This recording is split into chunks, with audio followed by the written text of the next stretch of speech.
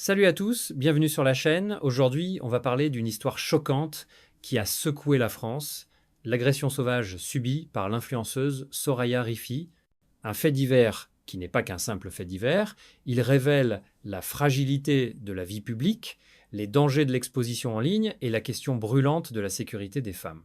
Le 5 juillet, à Marseille, Soraya Rifi, 30 ans, influenceuse beauté et mode, suivie par plus d'1 million de personnes, a vécu l'horreur absolue. Tout commence quand un homme sonne à sa porte, prétendant être un voisin qui a perdu ses clés. En voulant l'aider, elle le laisse entrer. Mais ce piège se referme, 2 autres hommes armés le rejoignent. À partir de là, c'est un cauchemar, ligoté, battu, aspergé d'eau de javel, agressé sexuellement selon ses déclarations. Sa bouche est scotchée, elle manque de s'asphyxier.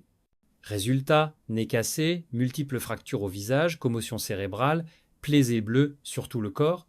Hospitalisée, traumatisée, elle prend pourtant la parole quelques jours plus tard sur Instagram. « Je suis défigurée, dégoûtée et terrifiée.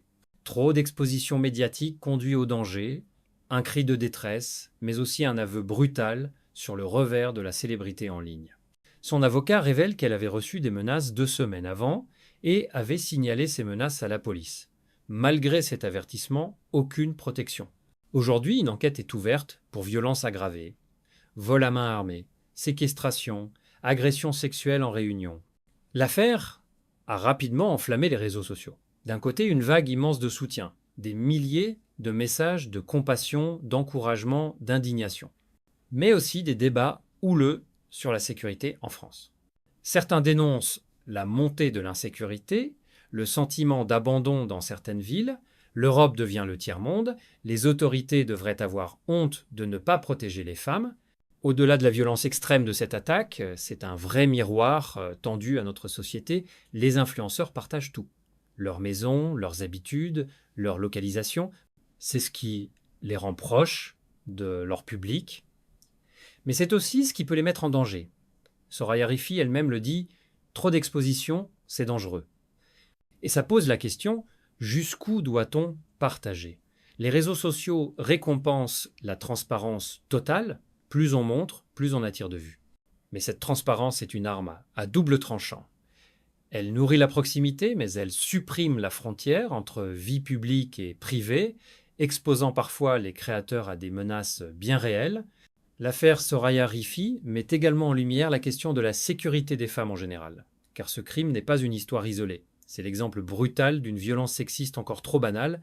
Attaquée chez elle, dans ce qui devrait être l'endroit le plus sûr, Soraya rejoint la longue liste des femmes victimes de violences inacceptables. En s'adressant à ses abonnés, elle a clairement dit vouloir quitter Marseille, quitter les réseaux, sa carrière, sa vie publique, tout s'arrête net.